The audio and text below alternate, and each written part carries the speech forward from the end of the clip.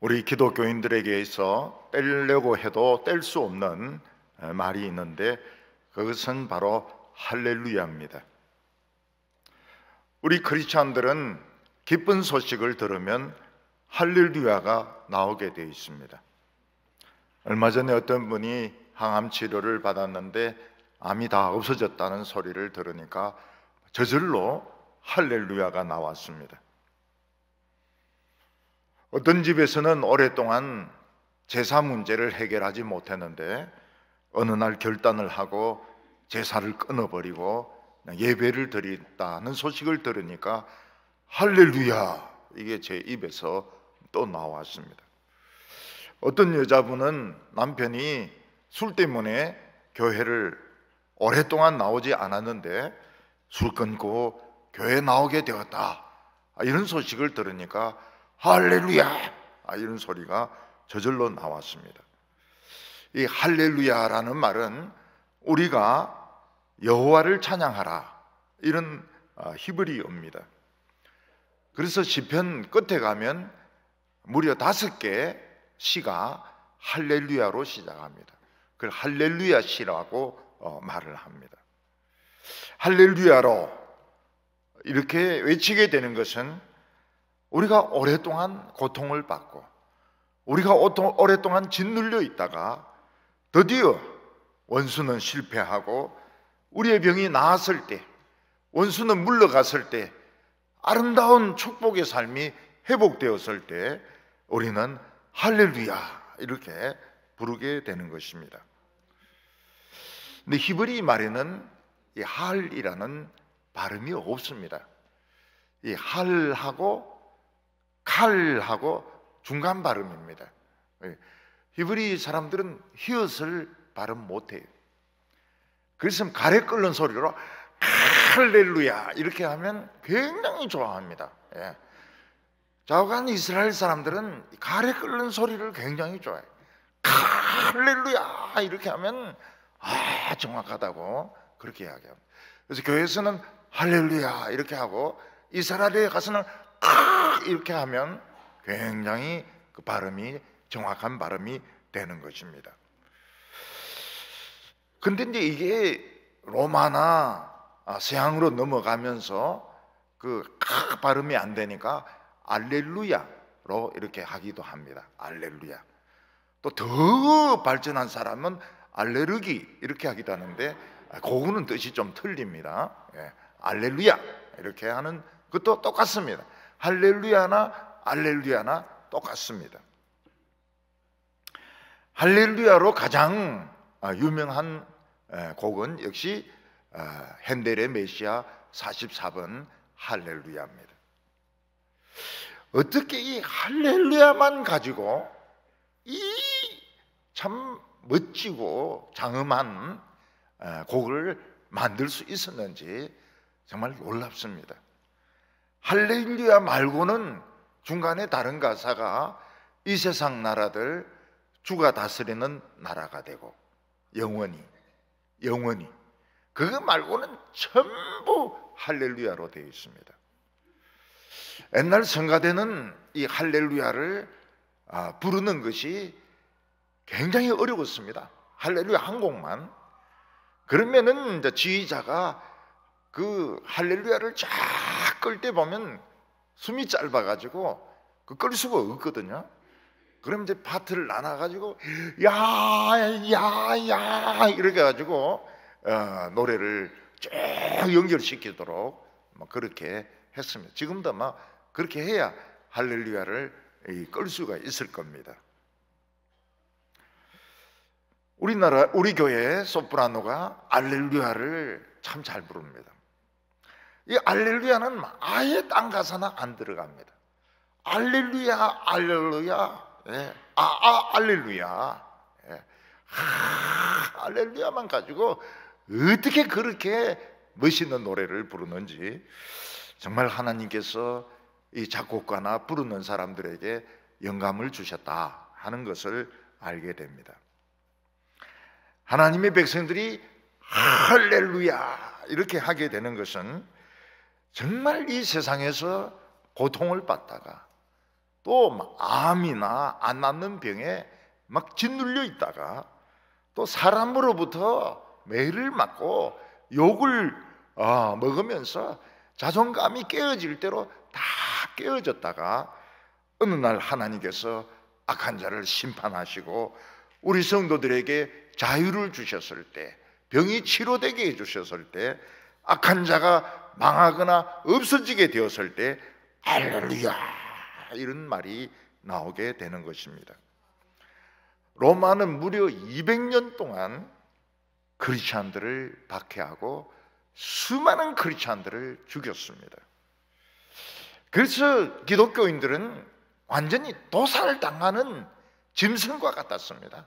보기만 하면 잡아서 죽이고 두들겨 패고 감옥에 가두고 이렇게 했기 때문에 그냥 크리스찬들은 사도 바울조차도 자기는 짐승이라 그랬습니다. 짐승, 도살당할 짐승, 언제 죽을지 모르는 짐승에 불과하다 이렇게 말했습니다.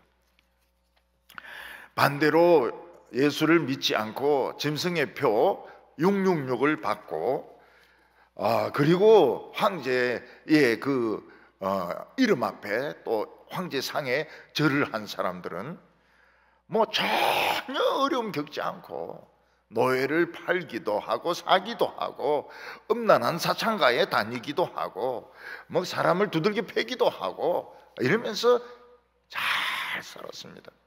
무려 200년 동안. 이 세상에서 로마를 이길 수 있는 나라는 없었습니다. 만약 로마에 반항을 했다가는 로마 군대가 쳐들어가 가지고 완전히 그 나라를 멸망을 시켜버립니다. 남자들은 다 죽이든지 잡아서 검투사가 되든지 노예가 되어서 죽게 만들고, 또 여자들은 사창가로 팔아버리든지 아니면 완전히 지저분한 일을 하는 노예로 만들어 가지고 죽도록 만들었습니다. 그래서 이 로마가 다스리는 동안에는 로마인으로 태어난 것이 최고의 복이었습니다. 여자들은 로마 귀부인인 것이 최고의 행복이었습니다. 마음껏 포도주를 마시고 마음껏 노예들을 때리고 마음껏 음행을 저지르고, 그들은 아이들 교육도 안 시켰습니다. 교육도 노예들인데 다 맡기고 그냥 술 마시고 또 뭐 가십 남 이야기들 막 하고, 그리고 막 사람 죽는 거 구경하고 소리 지르고 아주 막 광란에 빠지는 여자들이 로마 여자들이었습니다. 크리스찬들은 로마에 살 생각을 못했습니다. 사막으로 도망가서 움막을 짓고 살기도 하고 산에 올라가서 깊은 산에 올라가서 또 거기 흙집을 짓고 살기도 하고, 예배 드릴 때도 카타콤 같은 이런 공동 묘지에 지하 동굴에서 뭐 소리도 거의 내지 못하고 기도하고 예배드리고 했습니다. 크리스찬들 중에는 노예들이 많았는데 주인이 시키는 나쁜 일을 할 수도 없고 안 할 수도 없고, 그래서 안 했다가는 막 채찍에 그냥 죽도록 두들겨 맞고, 더 나쁜 주인은 그 인두를 불에 달구어 가지고 살을 막 찢었습니다. 그러다가 드디어 하나님의 때가 되었습니다. 하나님께서는 한순간에 로마가 뒤집어지게 했습니다. 하나님께서 로마를 불타게 했습니다. 기독교는 자유를 얻었습니다. 그래서 예배당을 지을 수 있게 돼요. 그때부터 큰 예배당이 지어지게 됩니다. 나라에서 빼앗았던 재산은 돌려주게 되었고, 그리고 추방되고 쫓겨난 크리스찬들은 다 돌아오게 되고, 병들었던 성도들, 감옥에 갇혔던 성도들, 노예로 팔렸던 성도들 모두 다 자유를 얻게 되었습니다. 그리고 기독교가 정식 로마의 국교가 되고 다른 종교는 금지가 되어버렸습니다. 그때 하늘에서도 할렐루야, 땅에서도 할렐루야, 하늘과 땅 모든 곳에서 하나님을 찬양하는 소리가 울려 퍼졌던 것입니다. 오늘 첫 번째는 하나님의 공평한 심판을 보게 됩니다. 1절 말씀 보면 일 후에 내가 들으니 하늘에 허다한 무리의 큰 음성이 있어 이르되 할렐루야, 구원과 영광과 능력이 우리 하나님께 있도다. 일 후에 하는 것이 무엇입니까? 그 큰 성 바벨론이 불타는 것입니다. 큰 성 바벨론이 마치 맷돌처럼 바다에 빠져서 다시는 떠오르지 못하는 것입니다. 그러니까 땅에 있는 성도들은 기뻐하고, 그리고 그 로마의 모든 것을 투자했던 사람들은 가슴을 치고 애통을 합니다. 로마는 불이 타고 있습니다. 그때 하늘에서도 할렐루야, 막 할렐루야라는 소리가 막 터져 나옵니다. 순교당한 성도들이 얼마나 많았는지 큰 무리를 이루고 있었습니다. 그 큰 무리들이 막 터져 나오는 겁니다. 할렐루야, 우리가 죽을 때 그렇게 비참했는데, 사람들이 조롱을 했는데 이제 드디어 하나님께서 원수를 갚으시는구나. 이 하늘에 있는 먼저 죽은 이 성도들, 순교자들이 할렐루야 하면서 소리를 외치게 되는 것입니다. 그들이 뭐라고 소리를 외치는가 하면 할렐루야, 구원과 영광과 능력이 우리 하나님께 있도다. 모든 심판과 모든 저주와 모든 고통은 로마 황제에게 있는 줄 알았는데 그게 아니고, 모든 권력, 모든 구원, 모든 힘은 하나님께, 우리 하나님께, 우리가 믿는 하나님께 있도다, 이렇게 말하고 있습니다. 크리스천들은 무려 200년 동안 압제를 받으면서 영원히 자유를 얻을 수 없을 것으로 생각했습니다. 로마는 왕노릇하고 크리스천은 종노릇하고 도살당할 짐승처럼 천대를 받았습니다. 그런데 하나님은 살아계셨습니다. 하나님께서는 드디어 로마를 그냥 미친 짐승 도살하듯이 도살을 하셨던 것입니다. 이때 이미 죽어서 하늘에 올라간 성도들 다 살아 있었습니다. 그들이 할렐루야, 구원과 영광과 능력은 우리의 하나님께 있도다, 우리의 믿음이 옳았다, 우리의 믿음대로 모든 것이 이루어졌다고 노래를 하고 있습니다. 구원은 무엇입니까? 구원이라고 하는 것은 죽을 수밖에 없는 위기에서, 죽을 수밖에 없는 그런 고통에서 건짐을 받는 것이 구원입니다. 우리는 구원이 필요할 때가 많습니다. 기독교인들도 암에 걸릴 수도 있습니다. 탈진이 될 수도 있고, 화병이나 심장마비가 생길 수도 있고, 또 우리 예수 믿는 사람들로부터, 정부로부터 엄청난 박해를 당할 때도 있습니다. 우리에게 죽음이 덮치려고 할 때 우리는 하나님의 구원이 필요합니다. 먹어야 하는데 돈이 없어서 굶고 있을 때 우리에게는 구원이 필요합니다. 로마는 크리스찬이라면 무조건 두들겨 패고, 무조건 죄인이고, 무조건 감옥에 가두었습니다. 로마 앞에서 기독교인들은 사람 취급을 받지 못했습니다. 크리스찬들은 두들겨 맞을 짓도 하지 않았고 감옥에 갈 이유도 없었습니다. 그들의 죄는 예수 믿은 것밖에 없습니다. 근데 예수 믿은 게 그렇게 큰 죄가 되는 것입니다. 로마는 별의별 이름을 다 붙여서 기독교인들을 박해했습니다. 그들은 반역자다, 그들은 불손하다, 거만하다, 고집스럽다, 자기밖에 모르는 이기주의자다 하면서 박해를 했던 것입니다. 그런데 하나님의 때가 되었을 때 하나님은 세상을 뒤집어 엎으셨습니다.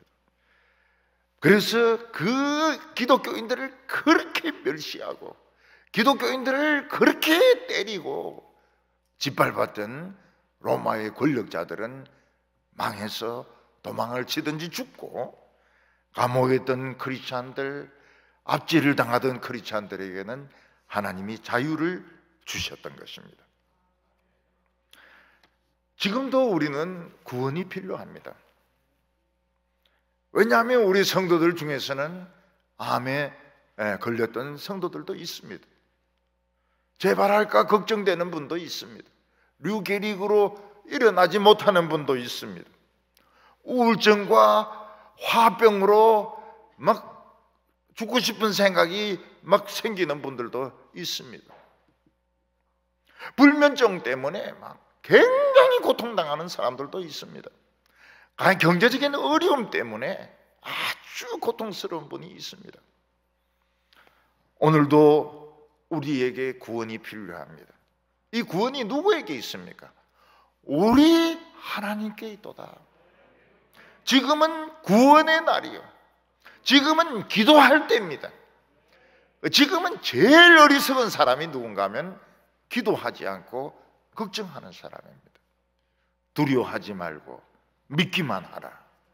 암이 오든지 도둑놈이 오든지 뭐 핵무기가 오든지 두려워하지 말고 믿기만 하라. 이게 우리 주님이 우리에게 주신 말씀입니다. 주님은 한 중풍병자를 고쳐주셨습니다. 이 중풍병자는 굉장히 심한 중풍병에 걸려서 죽을 수밖에 없었습니다. 그러나 예수님에 대한 믿음이 있었고 가족들도 믿음이 있었습니다. 예수님께 왔지만은 예수님에게 가까이 갈 수가 없습니다. 너무 많은 사람들이 몰려들어 있어서 들어갈 수가 없었습니다. 이 사람들은 중풍병자를 끈으로 묶어가지고 지붕으로 올리고 지붕을 뚫고 이 사람을 내려보냈습니다. 예수님은 그들의 믿음을 귀하게 보셨습니다.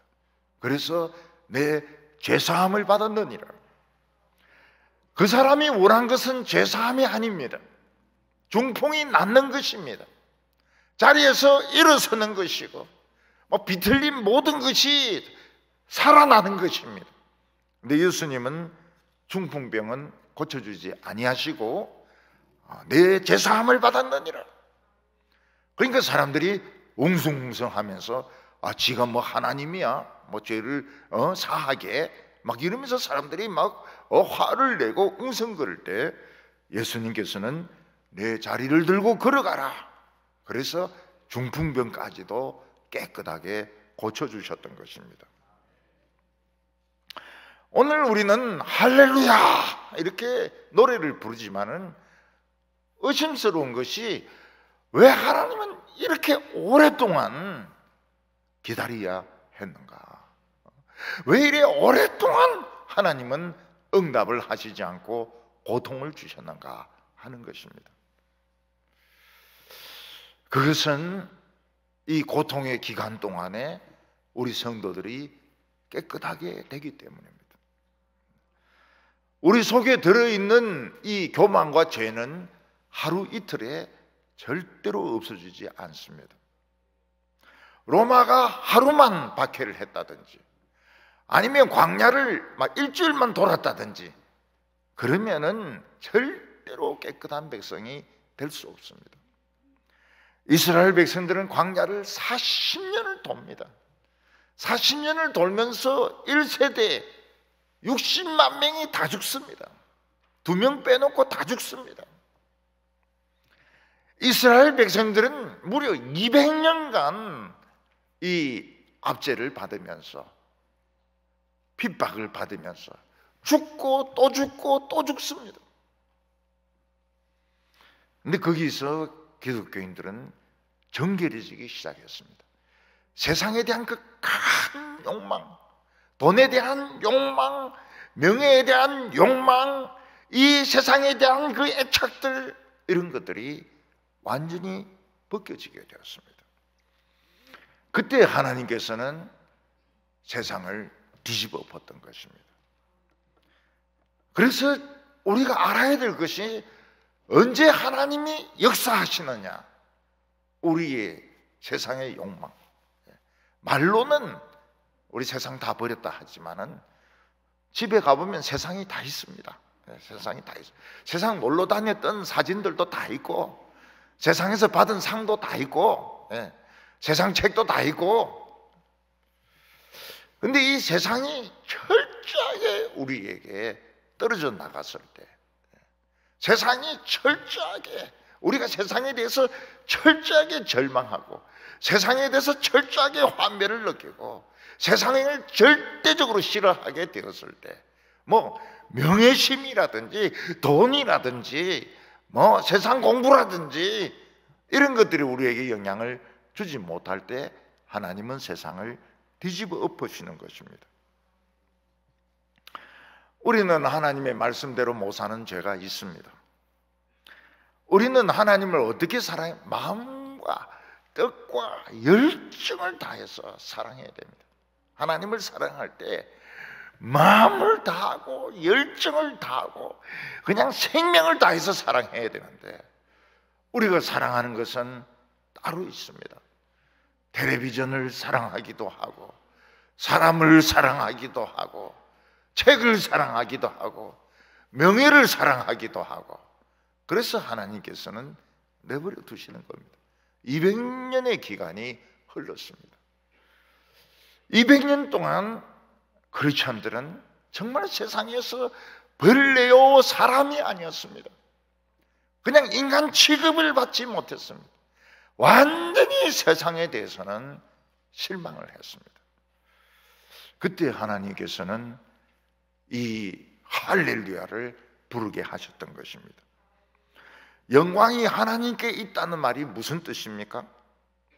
우리가 우러러보고 칭찬하고 존경하고 찬양해야 될 대상은 로마 황제도 아니고, 개선 장군도 아니고, 유명한 배우나 가수도 아니고, 운동선수도 아니고, 오직 하나님만 우러러보고, 하나님만 참 칭찬하고, 하나님만 높이 보고, 다른 것들은 그냥 다 인간들인 것입니다. 누군가가 막 축구를 굉장히 잘할 때, 아, 잘하는구나, 이래 해야지. 아, 막 왔다, 누가 왔다. 배우나 탤런트도 마찬가지죠. 배우나 탤런트들도 아, 참 연기 잘하네, 진짜 같네, 이래야지. 아, 탤런트가 왔다, 그리고 옆에 같이 사진 찍고. 제가 그 문경세제 가니까 거기서 드라마를 찍는데, 뭐 이민영인가 김민정인가 그 이쁜 그 탤런트가 왔더라고요. 또 이 동북의 목사님이 주책스럽게 그 뒤에 가서가지고 또 보고 말이죠.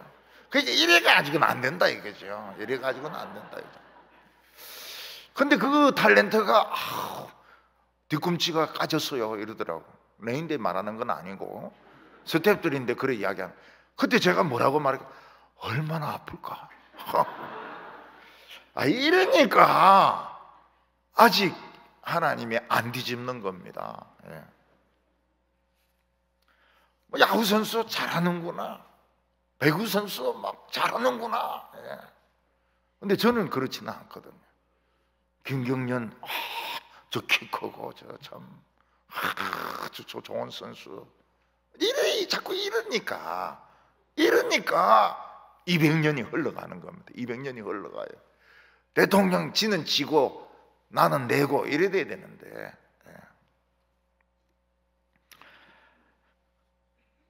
사람들은 하나님이 주신 재주를 가지고 그렇게 운동도 하고 음악도 하고 그렇게 합니다. 우리나라에 막 피아노 잘 치고 막 이런 사람들 나오지 않습니까? 잘하는구나 이래 합니다. 저는 그렇게 합니다. 왜냐하면 음악 잘 모르니까요. 또 농구 이런 거 아무리 잘해도 별로 안 좋아해요. 그래도 완전히 세상이 끊어졌다고 말할 수는 없습니다. 우리는 그냥 하나님을 높여드립니다. 하나님을 높여드리기 위해서. 하나님이 전부입니다. 영광이 하나님께 있습니다. 우리가 사는 목적은 하나님께 영광 돌리기 위해서 사는 겁니다. 죽을 때까지 영광 돌리면서 죽는 겁니다. 능력도 하나님께 있습니다. 하나님이 한 번 말씀하시면 뒤집어집니다. 그동안 모든 세상 권력을 가졌던 자들은 감옥에 다 끌려가고, 안 그러면 목 베어 죽고 불에 타 죽고, 그동안 참 고통 가운데 신앙을 지켰던 성도들은 자유를 얻습니다. 자기 재산을 되찾습니다. 그래서 하나님께서는 세상을 한 번씩 뒤집어 엎으십니다. 전을 뒤집듯이. 저는 그 대구에서 제일 반가웠던 것이 전이라 하지 않고 찌짐이라고 이래 하는데, 우리 어렸을 때 찌짐이라고 했거든요. 근데 서울에 올라가서 그 찌짐이란 말을 할 수가 없었어요. 찌짐이라 한 말을 하는 순간 짐승 취급을 받기 때문에. 근데 대구에 오니까 찌짐 드세요. 찌짐 드셔요. 서울은 가운데 앉으라 하지 않습니까?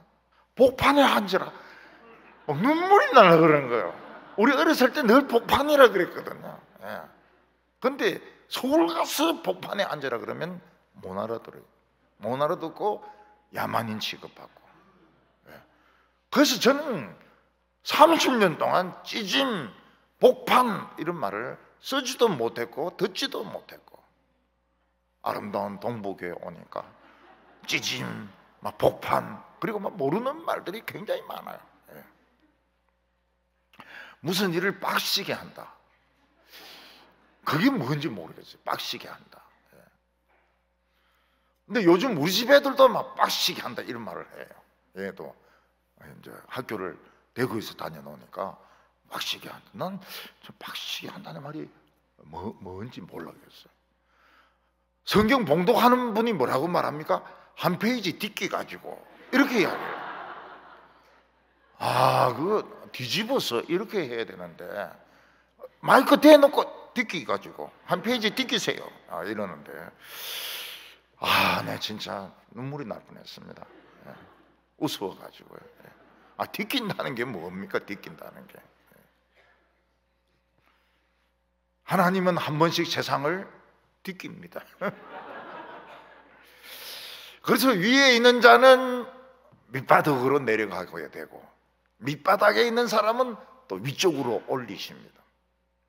근데 변함이 없어요. 밑바닥에 있다가 올라간 사람도 올라가면 전부 교만합니다. 전부 돈 챙김, 지주머니 챙깁니다. 말은 못하면 밉지는 않았죠. 말은 무슨 평등이니 자유니 통일이니 어쩌고저쩌고 하면서 전부 지주머니 다 챙겨. 그건 틀림없어요. 아무리 뒤집어 엎어도 세상은 마찬가지입니다. 그러나 우리 성도들은 구원이 하나님께 있음을 믿습니다. 우리는 우리의 행복을 위해서 사는 것이 아닙니다. 하나님께 영광 돌리기 위해서 사는 것입니다. 2절에 그의 심판은 참되고 의로운지라 음행으로 땅을 더럽게 한 큰 음녀를 심판하사 자기 종들의 피를 그 음녀의 손에 갚으셨다 하고, 하나님은 살아계십니다. 우리가 환난 당하고 어려움 당할 때는 하나님 없는 것 같습니다. 환난만 계속되고 그러다가 죽을 것 같습니다. 근데 하나님은 살아계시고 우리의 기도를 들어주십니다. 로마는 어떤 나라입니까? 로마 황제는 어떤 사람입니까?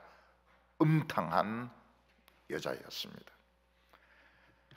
그들은 온 생과 더불어 온 남자들과 더불어 음란한 짓을 한 그런 창녀였습니다. 그리고 자기 말을 듣지 않는 기독교인들은 피를 많이 흘렸습니다. 근데 하나님은 그 피를 이 음녀의 손에서 갚으셨다고 말씀하고 있습니다. 하나님은 이 음녀를 벌거벗기고 그를 채찍질하고 결국은 짐승에게 찢겨가지고 죽도록 만들었던 것입니다. 천국에 간 의인들이 하는 말이 무엇입니까?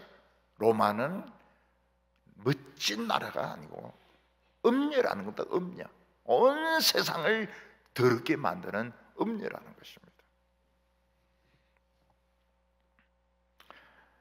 어떤 사람은 튀르키예 지진이 일어난 것을 보면서 하나님이 살아계신다면 어떻게 이런 지진이 일어나서 어린아이도 죽고 여자들도 죽을 수 있느냐고 이야기를 합니다.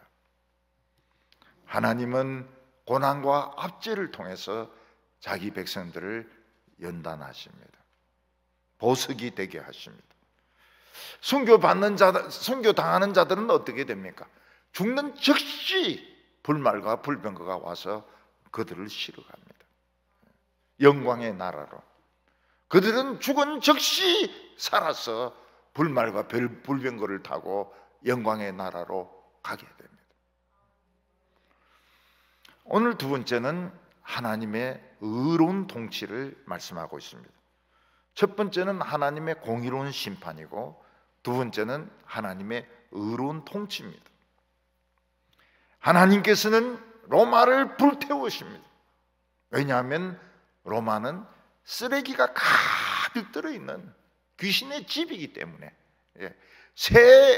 새가 있는 흙간이기 때문에 하나님은 그 치울 수가 없어서 태우시는 겁니다. 3절에 두 번째로 할렐루야 하니 그 연기가 새새토록 올라가더라. 연기가 새새토록 올라간다는 것은 그 엄청난 그 불이 붙어가지고 연기가 계속 올라가면서 불이 꺼지지 않는다는 뜻입니다.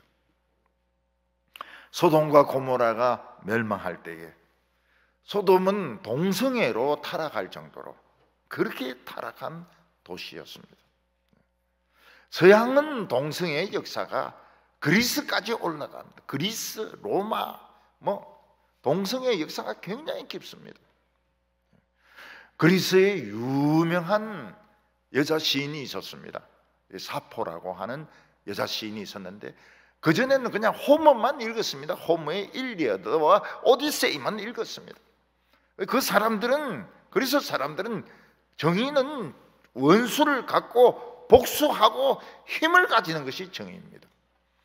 그런데 이 사포라는 여자는 사랑을 이야기하고 자연을 이야기하고 있습니다. 그 사포가 살던 섬이 뭡니까? 레스보 섬입니다. 거기서 레즈비언이 나온 겁니다. 레즈비언. 여자가 여자를 사랑하는 레즈비언이란 말이 그 섬에서 나온 것입니다. 소돔은 동성애로 타락한 도시입니다. 하나님께서는 때가 되었을 때 불과 유황을 한없이 소돔과 고모라에 쏟아 부으셔서 폭발이죠. 폭발. 소돔과 고모라가 얼마나 폭발했는가 하면 그 연기가 그냥 새새토록 올라갔습니다. 물론 언젠가는 그 연기가 거칠 때가 있었을 것입니다. 그 뒤에 사람들이 보니까 어떻습니까? 소돔과 고모라는 불에 타가지고 푹 꺼진, 폭발 맞아가지고 굉장히 꺼진, 얼마 정도 꺼지는가 하면 다른 땅보다 한 300m 이상 꺼진 그런 곳이 되어버렸습니다. 아무것도 살지 않습니다. 아무것도 살지 않습니다. 물고기도 살지 않고 동물도 살지 않고 새들도 울지 않고 거기에 이제 물이 고여가지고 사해바다가 되었습니다. 우리 권사님들도 사해바다에서 수영을 하고 옵니다. 떠니까요. 저절로 떠니까. 사해바다 주위에 있는 바위들은 다 소금들입니다. 소금으로 변해버렸습니다. 탐욕과 음란으로 더럽혀진 로마는 그냥 이거는 진짜 지저분한 흙간이고, 이 무당집 흙간이고, 귀신들이 있는 것이고, 새들의 깃털과 똥들이 막 꽉 차 있는 데이기 때문에 하나님께서 불로 태우셨습니다. 얼마나 로마가 큰지 그 불이 세세토록 올라갔다고 말하고 있습니다. 4절에 보면 또 24장로와 네 생물이 엎드려 보좌에 앉으신 하나님께 경배하여 이르되 아멘 할렐루야 하니, 보좌에서 음성이 나서 이르되 하나님의 종들 곧 그를 경외하는 너희들아, 작은 자나 큰 자나 다 우리 하나님께 찬송하라 하니라. 24장로와 네 생물은 하나님의 보좌에 가장 가까이 있는 성도들이고 천사들입니다. 이들은 로마가 불타는 것을 보고 아멘이라고 말합니다. 아멘은 참되다, 그런 뜻입니다. 아멘, 참됩니다. 로마는 불타는 것이 참됩니다. 아멘, 할렐루야. 로마에서는 건질 것이 아무것도 없었습니다. 전부 쓰레기 덤이고, 전부 새털이고, 전부 새똥이고, 결국 불에 태우는 수밖에 없었던 것입니다. 우리는 이 세상에 살면서 영원히 불타지 않는 것을 챙겨야 됩니다.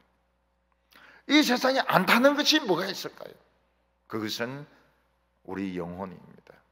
우리 영혼과 믿음 말고는 다 없어집니다. 죽으면서 다 없어집니다. 전부 다 불타서 없어집니다. 우리가 하나님만 믿는다면 죽어도 억울하지 않습니다. 죽음이, 예수님이 늘 이야기하는 게 그거 아닙니까? 죽음은 별거 아니다. 죽음은 너희들에게 없다. 죽음은 옷 갈아입는 것이고, 예수님에게 가까이 가는 것이지 죽음은 별거 아니다. 그걸 우리에게 계속 말씀하셨습니다. 음란한 여자는 심판을 받아야만 했습니다. 2차 대전 때에 독일이 프랑스 파리를 점령했습니다. 근데 그 중에서 레지스탕스가 되어서 독일군과 싸우다가 죽은 남자와 여자 청년들도 많았지만은, 여자 청년들 중에서는 로마 장교의 애인이 되어서 빵도 얻어먹고 같이 살기도 하고, 그리고 뭐 이런 위협에서, 죽음의 위협에서 보호되기도 했습니다. 근데 전쟁이 끝나니까 어떻게 합니까? 그 레지스탕스하고 파리 시민들이 그 여자들을 다 잡아냅니다. 다 잡아내가지고 머리를 다 잘라버려, 가위로. 머리를 전부 다 잘라버립니다. 그리고 그 머리에 똥물을 막 퍼부어버립니다. 예. 그리고 끝이에요. 예. 머리 자르고 똥물 퍼붓고 끝입니다. 남자들은 다 총으로 쏴 죽였습니다. 예. 로마의 그 독일에 협력했던 남자들은 총으로 다 쏘아 죽였습니다. 이 세상에 엄란한 여자가 아무리 잘 살고, 아무리 고급차를 타고 다니고, 아무리 좋은 집에서 산다 하더라도 그 집은 폐가나 마찬가지입니다. 망할 집입니다. 망할 집.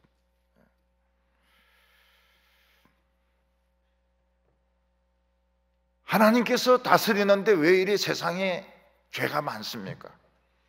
하나님은 하나님 백성들을 특별하게 구원하십니다. 그래서 공산주의가 나타나기 전까지는 사실 기독교인들에게 집단적인 학살은 없었습니다. 예. 한 몇백 년 이상, 그리고 중간중간에 부흥이 여러 번 일어났습니다. 공산주의가 나타나면서 기독교인들이 많이 죽었습니다. 우리나라에서도 많이 죽었는데 기독교인들이 많이 넘어왔죠. 남한으로 많이 넘어와 가지고 교회도 세우고 그들도 참 부자가 다 됐습니다. 부자가 다 됐어요. 제가 영락교회 부흥회 가서 물어봤습니다. 아직도 지금 북한을 그리워하고 있느냐 그랬더니 다 돌아가셨대요. 그 목사님이 전부 다 돌아가셨고, 지금 교인들은 그 밑에 2세대, 3세대, 근데 이런 사람들만 지금 남아있다고 그래요. 그래, 옛날에는 제가 그 영락교회 대학부에 설교하러 가면 꼭 핀양 냉면을 해줬거든요. 근데 굉장히 맛있어요. 근데 그 담임 목사님한테 물어보니까 그게 자신들의 전통이라고 그래요. 수련회 마치는 날은 핀양 냉면을 먹는 것이 전통이라고 그래요.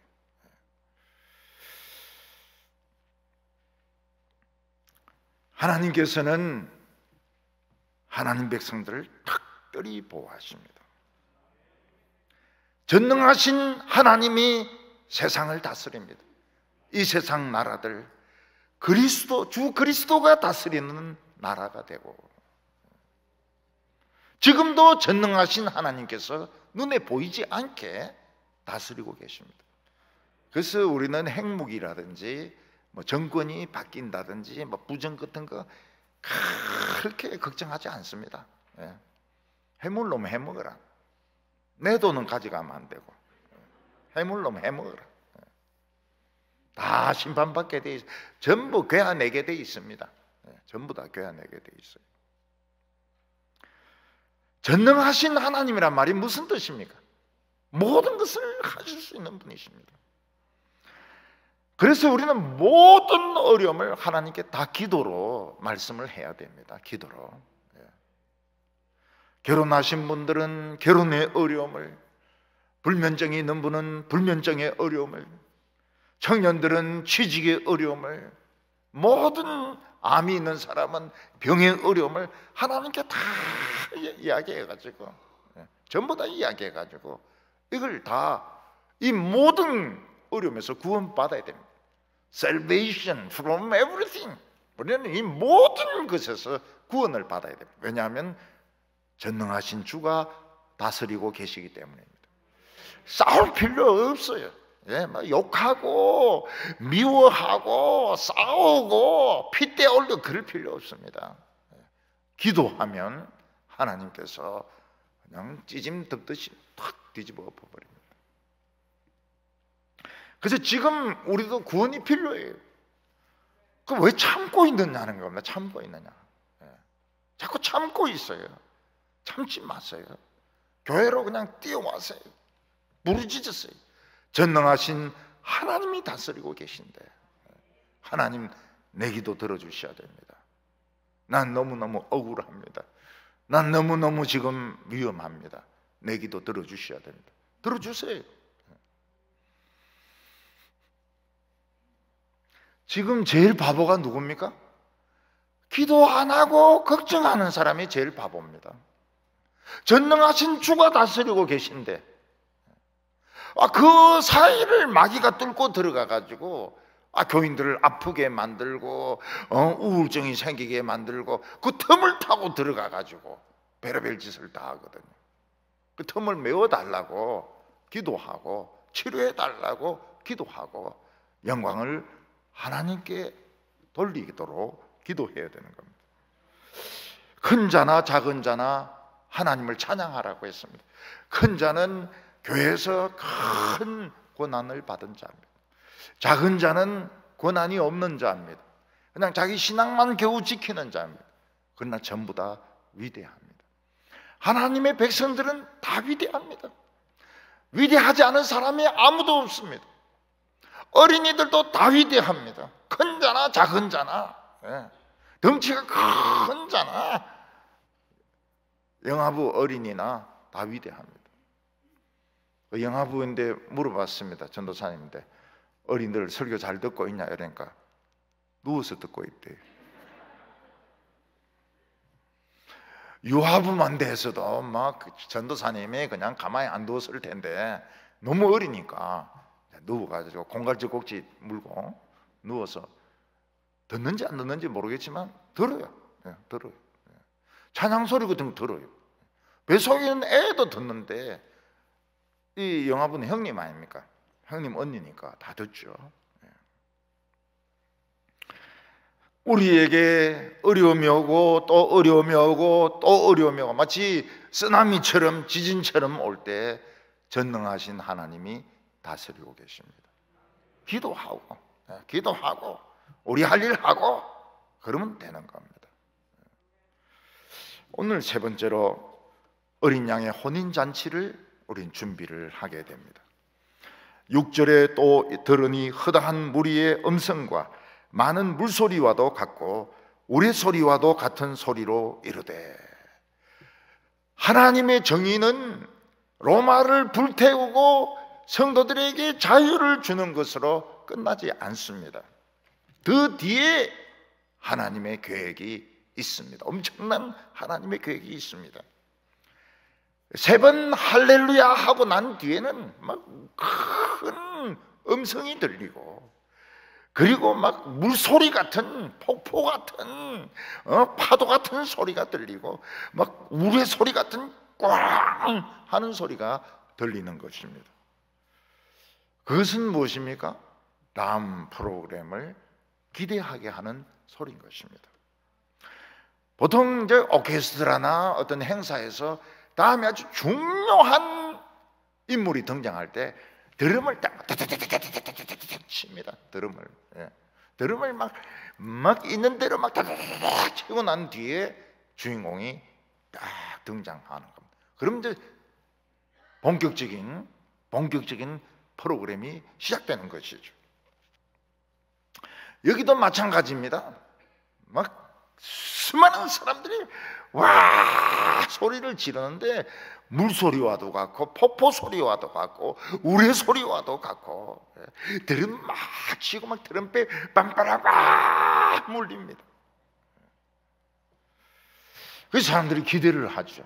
도대체 무엇이 우리를 기다리고 있길래 이렇게 큰 소리가 나는가?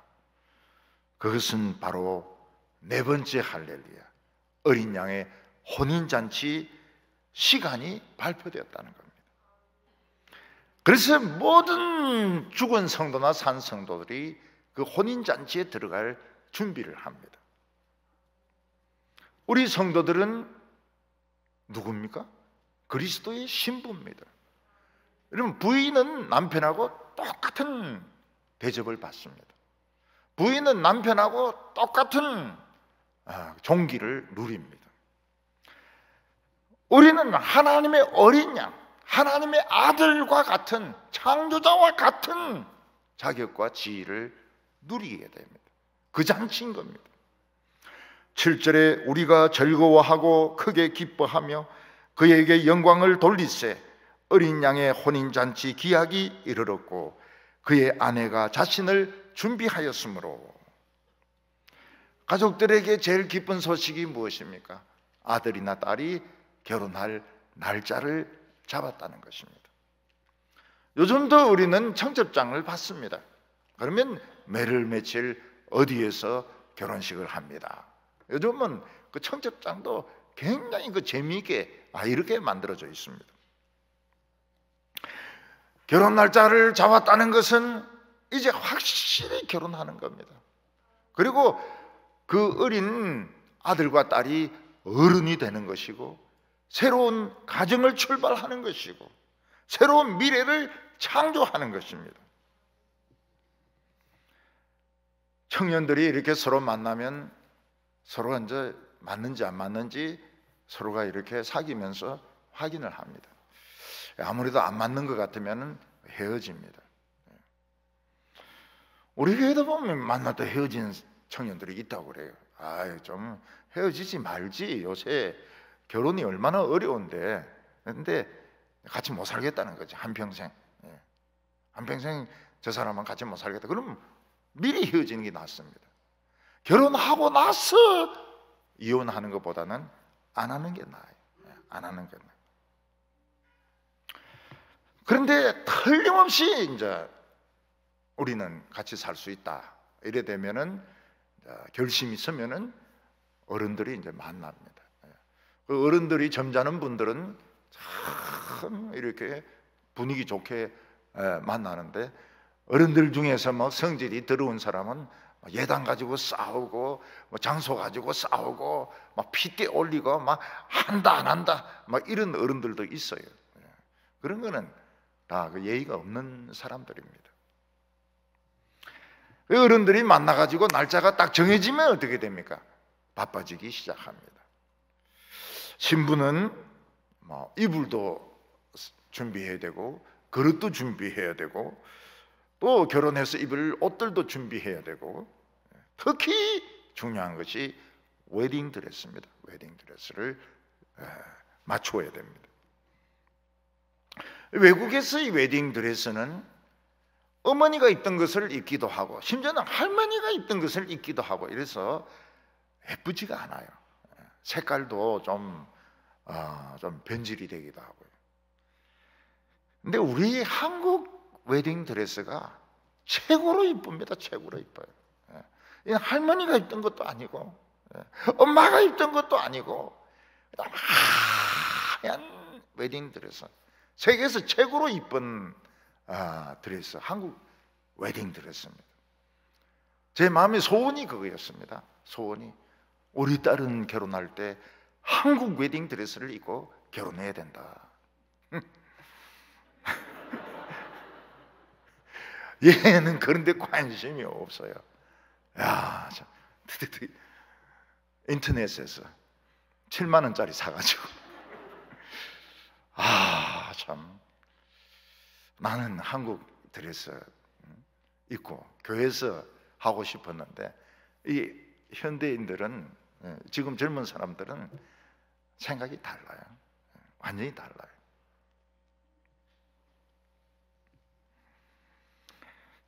신랑도 바쁩니다. 신랑도 요즘 이제 신랑 쪽에서 집을 준비하는 것 같아요. 그리고 자기 예복도 준비합니다. 옛날에는 우리가 뭐 신랑은 예복 같은 거 안 입었거든요. 근데 요즘은 신랑도 다 예복을 입더라고요. 그리고 나서 아는 사람들에게 다 초청장을 보냅니다. 초청장을 보내요.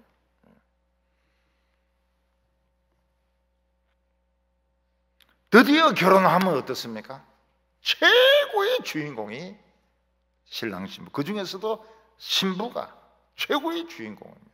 신부가 얼마나 아름다우냐, 진짜 아름답죠. 다른 사람하고 완전히 틀립니다. 화장도 막 신부 화장이라 해가지고 따로 하고, 저는 제 아내가 그렇게 화장한 걸 처음 봤거든요. 그래서 누군지 몰라봤어요. 어떤 여자가 하나 오는데 이 여자가 그 여자인지 아닌지 알 수가 없어요. 근데 뭐 이미 하나가 들어왔는데 어떻게 합니까? 결혼을 하는 수밖에 없죠. 보니까 맞긴 맞더라고요. 또 눈에 이 돼지털을 붙여가지고요, 이 눈이 따가워가지고 눈도 막 못 뜨고 막 이러는데, 좋았어요. 한 번 더, 결혼식 한 번 더 했으면 좋겠다, 그런 마음이 막 들더라고요. 젊었을 때는. 지금은 이제 그런 마음이 없어요. 젊었을 때는 결혼식 한 번 더 하면 참 좋겠다, 그런 생각이 든 적이 있었습니다. 결혼하면 신부는 신랑을 따라서 어디든지 가야 됩니다. 남편이 군인이면 군 부대가 있는 곳으로 가야 됩니다. 목회하는 사람과 결혼하면 사모가 돼야 됩니다. 남편이 건어물 장사를 하면 부인도 같이 건어물 장사해야 돼. 모든 것을 같이 하고 따라하게 되어 있습니다. 로마가 200년 동안 한 것이 무엇입니까? 그 못된 짓을 통해서 그리스도의 신부를 준비시킨 것입니다.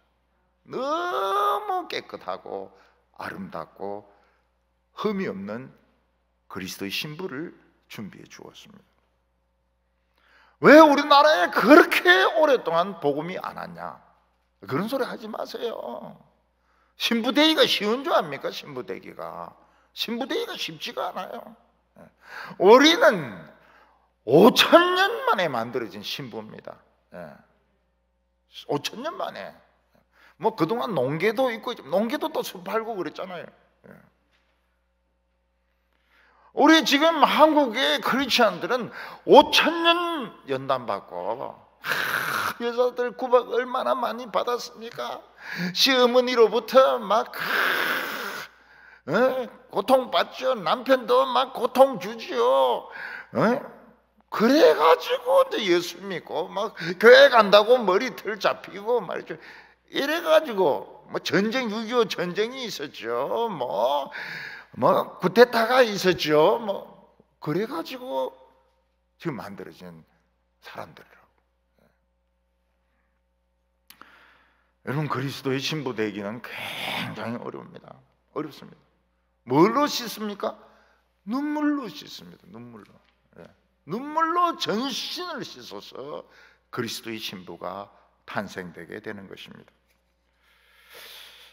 어린 양의 신부들의 드레스를 보니까 너무나도 빛나고 아름다운 드레스였습니다. 8절 보면 그에게 빛나고 깨끗한 세마포 옷을 입도록 허락하셨으니 이 세마포 옷은 신부들의 옳은 행실이라.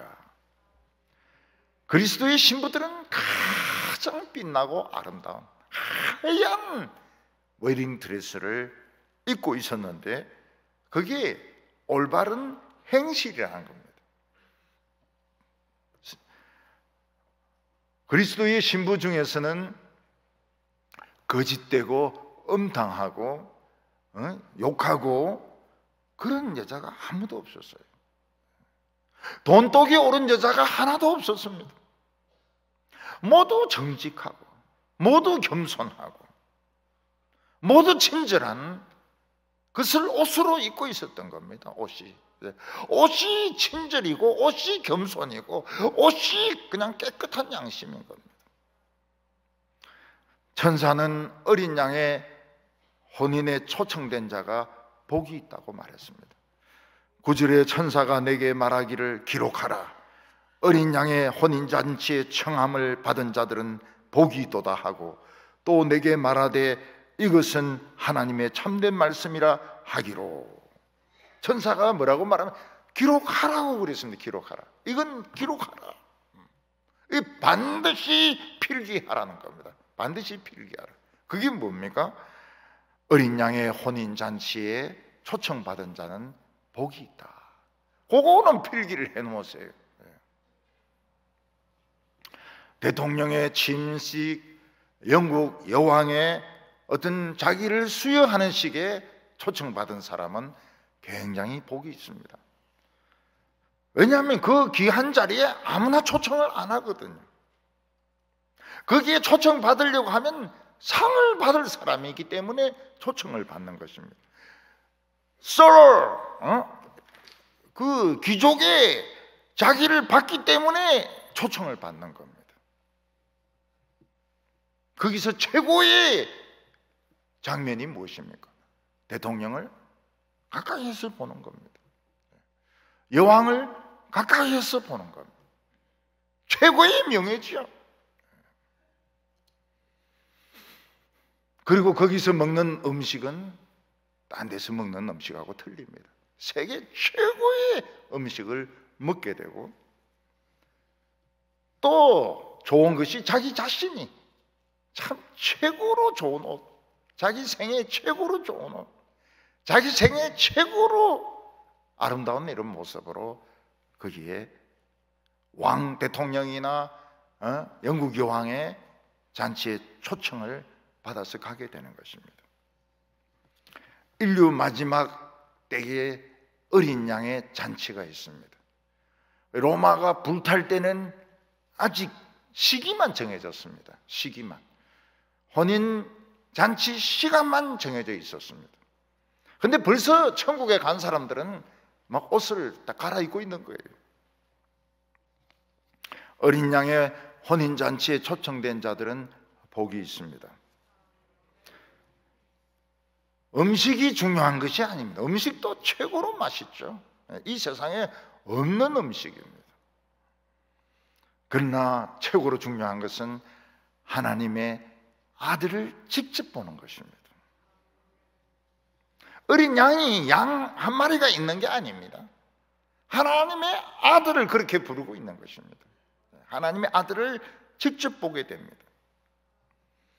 어떤 성도는 예수 믿는다고 고문을 받아가지고 다리를 쓸 수 없게 되었습니다. 다리가 잘려졌습니다. 예수님께서는 그 다리를 만지시면서 내 때문에 다리 하나 잃었구나, 참 많이 아팠겠다, 이러면서 위로해 주는 거예요. 그러니까 한평생 고통받았던 게 그냥 다 녹아버려요.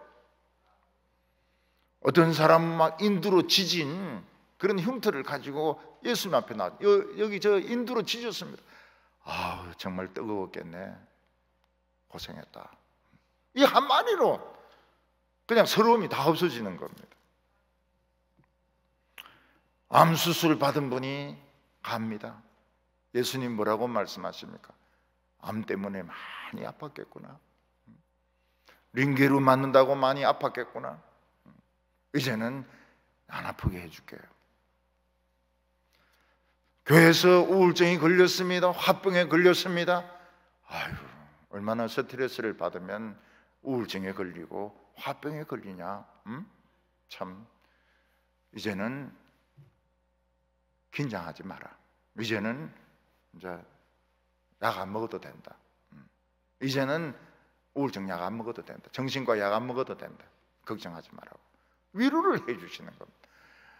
그냥 예수님이 그냥 나타나서 그냥 인사하는 게 아니고 한 사람 한 사람 그 고통과 그 서러움과 그 아픔에 대해서 위로를 해 주시는 겁니다. 목 베어서 죽은 사람이 목을 흔들흔들 하면서, 예수님, 이거 사실은 떨어진 겁니다. 이거 내가 올려놓고 온 겁니다. 이러니까, 아유, 그래, 목 베일 때 얼마나 아팠냐, 응? 그리고 목 베이기 전에 얼마나 두려웠냐, 내가 붙여줄게. 그렇게 말씀하시는 겁니다. 예수님도 말씀하십니다. 나도 십자가에 못 박혔을 때 진짜 아프더라. 진짜 내 진짜 아프더라. 손하고 발하고 봐라. 나 진짜 내 죽을 뻔했다가 내 진짜 죽었다. 그리고 모두 변화가 됩니다. 영광스러운 모습으로 변화가 됩니다.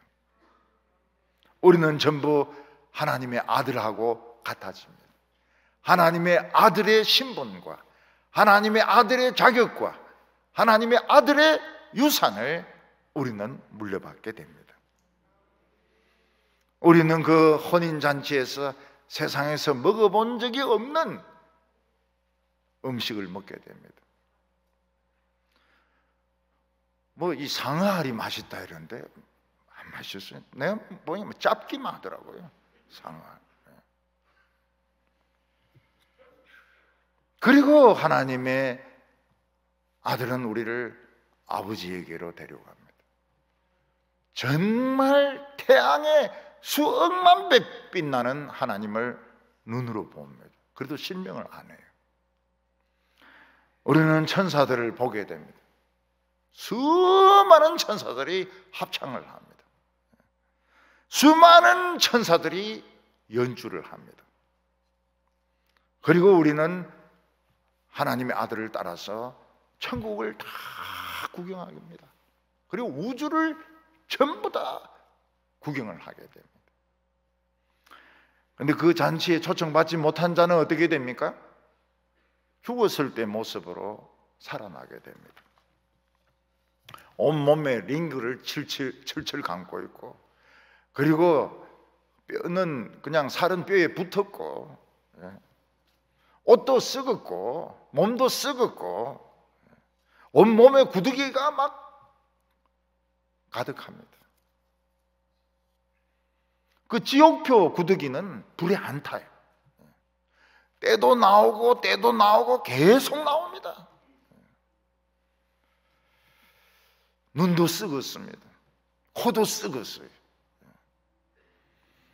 그들은 막 천사들의 채찍을 맞으면서, 그리고 막 욕을 얻어먹으면서 이제 집단적으로 떨어지게 됩니다. 지옥으로 떨어져요. 한 명도 남김없이. 어린 양의 초청 안 받으면 지옥으로 떨어집니다. 그들이 진짜 하늘을 멍하게 쳐다보는 거, 이런 거구나. 성경이 이런 거구나. 하나님을 믿는 것이 이런 거구나. 다 똑같은 줄 알았더니, 죽으면 끝나는 줄 알았더니 이런 엄청난 차이가 있구나. 천사가 시끄럽다 그러면서 막 채찍으로 머리를 두들겨 패가지고 지옥으로 떨어지게 만드는 겁니다. 이때 요한은 너무 흥분이 되고, 참 고맙지 않습니까? 이런 미래를 보여주다니 너무 고맙지 않습니까? 그래서 천사에게 막 절을 하려고 합니다. 만약 우리가 참 죽을 병에 걸렸는데 의사가 고쳐주면 막 절하고 싶어요. 근데 천사는 나도 복음을 맡은 형제들과 같은 종이라고 하면서 나에게 절하지 말라고 했습니다. 우리는 사람에게 절할 필요가 없습니다. 그냥 예수 그리스도 하나님께만 영광을 돌리면 되는 것입니다. 하나님은 살아계십니다. 우리가 고통 중에 있을 때, 우리가 환난 중에 있을 때 하나님은 안 보시는 것 같고 하나님은 없는 것 같습니다. 그러나 하나님은 그런 가운데 우리를 눈물로 연단하시는 겁니다. 이 세상에서 제일 불행한 사람이 누군가 하면 예수 안 믿고 돈 많은 사람입니다. 예수 안 믿고 권력을 가진 사람입니다. 예수 안 믿고 유명한 사람입니다. 그들은 그 인생의 허물을 견디지 못해요. 자살하는 사람도 있고, 마약하는 사람도 있고, 안 한다 하더라도 인생의 의미를 못 찾고 죽는 것입니다. 큰 사람, 작은 사람, 우리 다 할렐루야, 하나님께 영광을 돌려드리는 성도들 다 되시기를 바랍니다. 기도드리겠습니다. 할렐루야, 영원부터 영원까지 계시며 이 세상을 하나님의 나라로 만드시는 아버지 하나님, 오늘 저희들은 놀라운 이야기를 들었습니다. 이 세상의 부귀와 영화는 영원히 불타고, 이 세상에 아부해서 잘 살던 사람들은 그 처참한 모습으로 지옥에 떨어지고, 우리는 어린 양의 혼인잔치에 참여하게 됩니다. 주여, 우리에게 눈물을 주셔서 감사합니다. 저희들에게 고통의 시간을 주셔서 감사합니다. 하나님이시여, 주의 백성들을 구원하여 주시옵소서. 지금도 우리는 답답하고 병들고 어려움 가운데 있습니다. 이 모든 어려움에서 저희들을 건져 주시옵소서. 예수님의 이름으로 기도하옵나이다. 아멘.